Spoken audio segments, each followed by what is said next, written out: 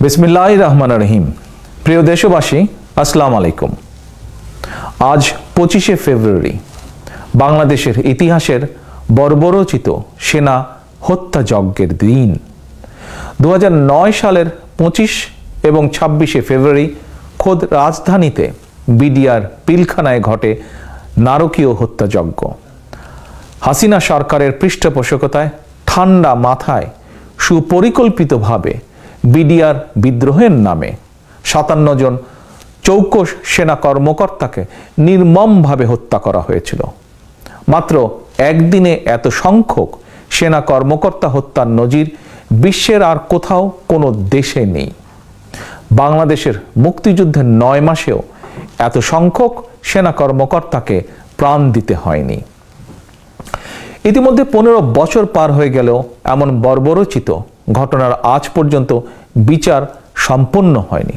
বরং বিডিআর বিদ্রোহের নামে পিলখানায় সেনা হত্যাযজ্ঞের দায় যাদের কারাগারে থাকার কথা ছিল তারাই এখন অবৈধভাবে রাষ্ট্র ক্ষমতা কুক্ষিগত করে রেখেছে। অথচ বছরের পর বছর ধরে কারাগারে বিনা বিচারে মানবতর জীবনযাপন করছেন শত শত বিডিআর সৈনিক। প্রিয় দেশবাসী, 57 জন সেনা কর্মকর্তা সহ 74 জন মানুষের বিভৎস হত্যাকাণ্ডের এই দিনটি অবশ্যই প্রতি বছর জাতীয় শোক দিবস হিসাবে পালিত হওয়া উচিত ছিল। প্রতি বছর যেভাবে রাষ্ট্রীয় উদ্যোগে 21শে ফেব্রুয়ারি পালিত হয়, উচিত ছিল দেশের স্বাধীনতা, সার্বভৌমত্ব এবং মর্যাদা অক্ষুণ্ণ রাখার শপথ নিয়ে একইভাবে যথাযথ রাষ্ট্রীয় গুরুত্ব সহ 25শে ফেব্রুয়ারি দিনটিও পালন করা। অথচ সচেতনভাবেই গুরুত্বহীন আর অবহেলায় বাংলাদেশের ইতিহাসের ভয়াবহতম দিনটি প্রতি বছর নীরবেই পার করে দেয়।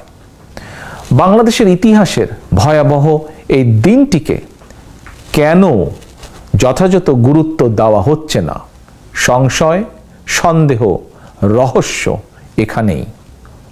প্রিয় দেশবাসী, তথ্য প্রমাণে দেখা যায় 2009 সালের 25শে ফেব্রুয়ারি সকালে বিডিআর পিলখানার দরবার হলে 10:42 দিকে প্রথমেই বিডিআরের তৎকালীন ডিজি মেজর জেনারেল শাকিল আহমেদকে গুলি করে হত্যা করা হয়। দরবার হলের ভয়ঙ্কর পরিস্থিতি আঁচ করতে পেরে মেজর জেনারেল শাকিল প্রায় 9:30টার সময় দরবার হল থেকেই সরাসরি তৎকালীন সেনাপ্রধান মইনুল আহমেদকে ফোন করে পরিস্থিতি নিয়ন্ত্রণে সাহায্য চান। মেজর জেনারেল শাকিল 9:38 দিকে শেখ হাসিনাকেও ফোন করেন, পরিস্থিতি নিয়ন্ত্রণে সাহায্য কামনা করেন। প্রিয় দেশবাসী, প্রশ্ন হলো, বিডিআরের ডিজি গুলিতে নিহত হওয়ার 1 ঘন্টা আগে দেশের সেনাপ্রধান এবং প্রধানমন্ত্রীকে বিডিআর পিলখানার ভয়ানক পরিস্থিতি জানানোর পরও পরিস্থিতির নিয়ন্ত্রণে কেন কোনো উদ্যোগ নেওয়া হলো না বা হয়নি? বিডিআর পিলখানা থেকে সেনানিবাসের দূরত্ব যারা আপনারা ঢাকা শহরে থাকেন তাদের সকলেরই ধারণা আছে খুব বেশি দূরত্ব নয়। তারপরও কিভাবে একের পর এক 57 জন চৌকস সেনা কর্মকর্তা নির্মম হত্যাকাণ্ডের শিকার হলেন, এটি প্রমাণ করে সেনাবাহিনীর বিরুদ্ধে আওয়ামী অপশক্তির ধারাবাহিক ষড়যন্ত্রের অংশ হিসাবে বিডিআর বিদ্রোহের নামে সেনা হত্যাযজ্ঞ ছিল অত্যন্ত সুপরিকল্পিত। দেশপ্রেমিক প্রিয় ভাই ও বোনেরা, সেনা হত্যাযজ্ঞের ঘটনাটি সরাসরি দেশের স্বাধীনতা, সার্বভৌমত্বের সঙ্গে সম্পর্কিত বিষয়।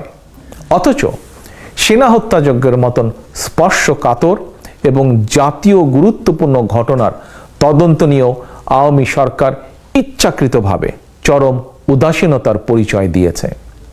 সেনা হত্যাযজ্ঞ মামলার তদন্ত আব্দুল কাহার আকন্দ নামে এমন একজন বিতর্কিত ব্যক্তিকে দেওয়া হয়েছিল যে পুলিশের চাকরি থেকে অবসর নেবার পর এমপি হওয়ার জন্য তার নিজের এলাকায় স্থানীয় আওয়ামী লীগের রাজনীতিতে সক্রিয় হয়েছিল।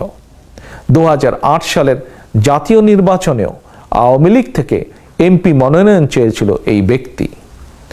পুলিশের চাকুরিতে পুনর্বহাল করে চিহ্নিত এই আওয়ামী লীগ নেতাকেই কেন সেনা হত্যাযজ্ঞের মতন এমন একটি স্পর্শকাতর মামলার তদন্ত ভার দেওয়া হলো?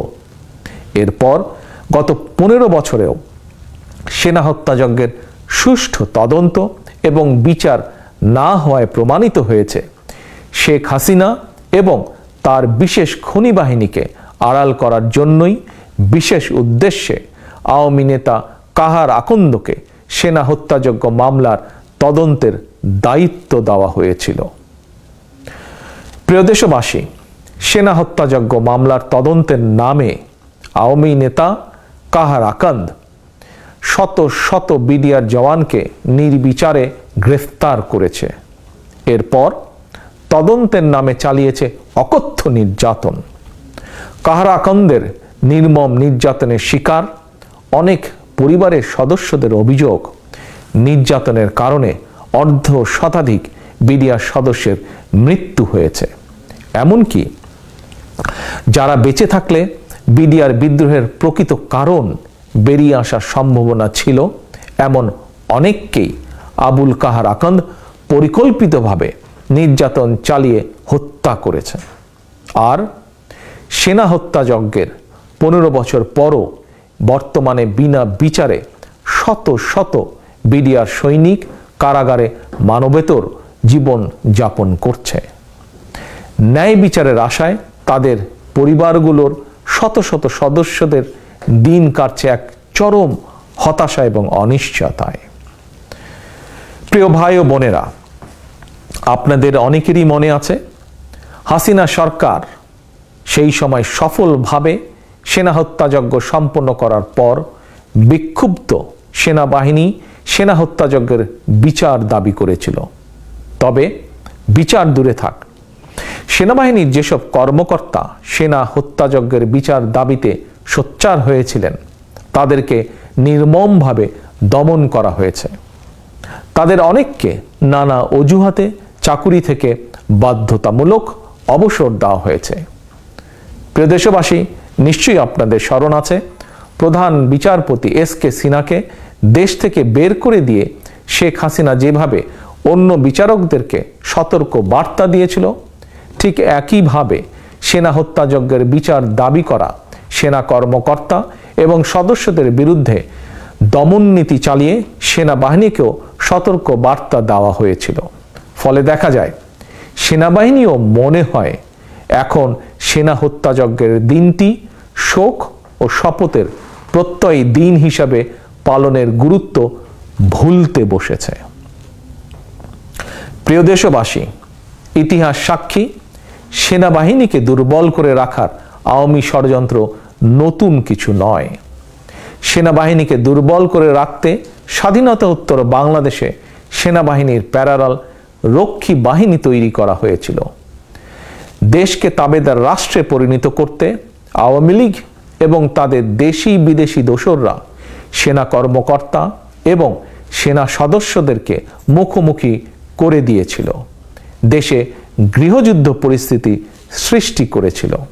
তবে 1975 সালের 7ই নভেম্বর সিপাহী জনতার ঐক্যবদ্ধ বিপ্লবের মাধ্যমে দেশ এবং দেশের সেনাবাহিনীর বিরুদ্ধে আওয়ামী এবং তাদের দোসরদের সকল ষড়যন্ত্র রুখে দেওয়া হয়।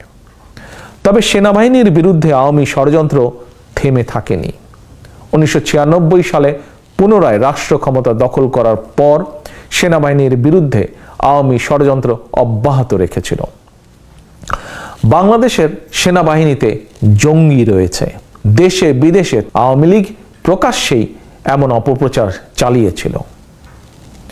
সুতরাং বিডিআর বিদ্রোহের নামে 2009 সালের সেনা হত্যাযজ্ঞ কোনো বিচ্ছিন্ন ঘটনা ছিল না, বরং এটি ছিল সেনাবাহিনীর বিরুদ্ধে আওয়ামী লীগ এবং তাদের দোসরদের ধারাবাহিক ষড়যন্ত্রের বাস্তবায়ন। স্বাধীনতা প্রিয় দেশবাসী, বারবার প্রমাণিত হয়েছে দেশের সেনাবাহিনী এবং জাতীয়তাবাদী শক্তি সক্রিয় এবং শক্তিমান থাকলে আওয়ামী অপশক্তির পক্ষে কখনোই অবৈধভাবে ক্ষমতা কুক্ষিগত করে রাখা সম্ভব নয়। সম্ভব নয় দেশের স্বাধীনতা সার্বভৌমত্বের বিরুদ্ধে অবস্থান নেওয়া। এ কারণেই দেশের সেনাবাহিনী এবং জাতীয়তাবাদী শক্তির বিরুদ্ধে আওয়ামী লীগের যত ক্ষোভ আর জিঘাংসা। ফলে খুনি হাসিনা একদিকে সেনা হত্যাযজ্ঞ চালিয়ে সেনাবাহিনীর মনোবল ভেঙে দিয়েছে, অপরদিকে গুম, খুন, অপহরণ, নির্যাতন, নিপীড়ন, হামলা, মিথ্যে মামলা কিংবা গায়েবী মামলা দিয়ে দেশের জাতীয়তাবাদী এবং গণতান্ত্রিকামী জনগণকে দমিয়ে রাখার অপচেষ্টা অব্যাহত রেখেছে। জিঘাংসা মেটাতে বিএনপিকে দমন করতে গিয়ে শেখ হাসিনা বরং দেশ এবং জনগণকে পরাজিত করে দিয়েছে। প্রিয় দেশবাসী, সুপরিকল্পিত সেনা হত্যাযজ্ঞের পর আর ঘুরে দাঁড়াতে পারেনি বাংলাদেশ। দেশের স্বাধীনতা সার্বভৌমত্ব এখন হুমকির সম্মুখীন। অস্তিত্ব সংকটে বাংলাদেশ, অরক্ষিত দেশের সীমান্ত। দেশটাকে নিয়ে ভাগ বাটোয়ারার হাট বসেছে। 2017 সাল থেকে আজ 2024, এত বছরেও বাংলাদেশে আশ্রিত 13 লক্ষ রোহিঙ্গার একজনকেও মিয়ানমারে ফেরত পাঠাতে পারেনি শেখ হাসিনা সরকার। অথচ গৃহযুদ্ধে লিপ্ত মিয়ানমার সামরিক জান্তার 3 শতাধিক সেনা কয়েকদিন আগে বাংলাদেশে আশ্রয় নিয়েছিল। আশ্রয় নেওয়ার 2-3 দিন পরই তাদেরকে মিয়ানমারে ফেরত পাঠানো হয়েছে। প্রিয় দেশবাসী, প্রশ্ন হচ্ছে, মিয়ানমারে 3 শতাধিক সেনা ফেরত পাঠানো গেলেও গত 6 বছরেও একজন রোহিঙ্গাকেও কেন মিয়ানমারে ফেরত পাঠানো যায়নি? খুনি হাসিনার ক্ষমতা লিপ্সার কারণে স্বাধীন বাংলাদেশ মনে হয় এখন বানানা রিপাবলিকে পরিণত হয়েছে। সীমান্তে একের পর এক বাংলাদেশি নাগরিক খুন হচ্ছেন, এমনকি বিজিবি সদস্য হত্যা হলেও বাংলাদেশ যেন প্রতিবাদ করার সাহস পর্যন্ত হারিয়ে ফেলেছে। স্বাধীনতা প্রিয় দেশপ্রেমিক ভাই ও বোনেরা, মুক্তিযুদ্ধের বাংলাদেশ এভাবে পরাজিত হতে পারে না। মুক্তিযুদ্ধের বাংলাদেশ খুনি শীর্ষ দুর্নীতিবাজ হাসিনার ক্ষমতা লেপসার বলি হতে পারে না। আমাদের বক্তব্য স্পষ্ট, জনগণ স্বতঃস্ফূর্তভাবে 7ই জানুয়ারির ডামি নির্বাচন বর্জন করেছে। সুতরাং দেশে এখন জনগণের প্রতিনিধিত্বশীল কোনো সরকার নেই। চর দখলের মতন পুলিশের বন্দুক আর অন্য দেশের করুণায় যারা রাষ্ট্র ক্ষমতা দখল করে রেখেছে তারা অবৈধ। দেশে বিদেশে বর্তমান সরকারের পরিচয় ডামি সরকার। 7ই জানুয়ারি দেশে বিদেশে আবারও প্রমাণিত হয়েছে, চিহ্নিত কতিপয় পুলিশ, আমলা আর সুবিধাভোগী দুর্নীতিবাজ মাফিয়া চক্র ছাড়া দেশের 95% মানুষ, ক্ষেত্র বিশেষে তারও বেশি মানুষ স্বৈরিনী হাসিনার বিপক্ষে। প্রিয় দেশবাসী, প্রশাসন, সিভিল সোসাইটি কিংবা বিভিন্ন শ্রেণী পেশার যারা দেশের সংকট মোকাবেলায় যাদের কার্যকর ভূমিকা রাখার সুযোগ রয়েছে, হাসিনার ডামি সরকার তাদেরকে অতিরিক্ত সুবিধা, প্রলোভন কিংবা ভয় দেখিয়ে নিয়ন্ত্রণ করছে। অপরদিকে আওয়ামী দুর্নীতি বা চক্র ছাড়া কৃষক, শ্রমিক, নিম্ন মধ্যবিত্ত, এমনকি অনেক মধ্যবিত্ত কিংবা স্বল্প আয়ের মানুষ অর্থাৎ দেশের প্রতিটি শ্রেণী পেশার মানুষই এখন সংকটে। সুতরাং বর্তমানে দেশে চলমান যে সংকট, এই সংকট বিএনপি কিংবা গণতন্ত্রের পক্ষের দলগুলোর একার সংকট নয়। অধিকাংশ সংবাদপত্র কিংবা গণমাধ্যমের মালিকানা মাফিয়া চক্রের দখলে থাকায় জনগণের সংকট, দুঃখ দুর্দশার বাস্তব চিত্র সংবাদপত্রে প্রতিফলিত হচ্ছে না। হাতে গোনা কিছু সাংবাদিক সম্পাদক হাসিনার পদলোহন করছে বটে, তবে দেশের অন্য সকল পেশার মানুষের মতোই ঘর সংসার পরিচালনায় অধিকাংশ সাংবাদিক কিংবা গণমাধ্যম কর্মীদেরকেও হিমশিম খেতে হচ্ছে। শীর্ষ দুর্নীতিবাজ হাসিনার ডামি সরকারের লাগামহীন দুর্নীতি, লুটপাট আর টাকা পাচারের কারণে দেশে অর্থনৈতিক সংকট তীব্র হয়ে উঠছে। ব্যাংকগুলো প্রায় দেউলিয়া প্রায়। একদিকে ডলার সংকট, অন্যদিকে তারল্য সংকটে বিপর্যয়ে পড়েছে ব্যাংকিং খাত। আওয়ামী দুর্নীতিবাজ চক্র দেশে বিদেশে সম্পদের পাহাড় গড়ে তুললেও অর্ধাহারে অনাহারে সারা দেশের অধিকাংশ মানুষ।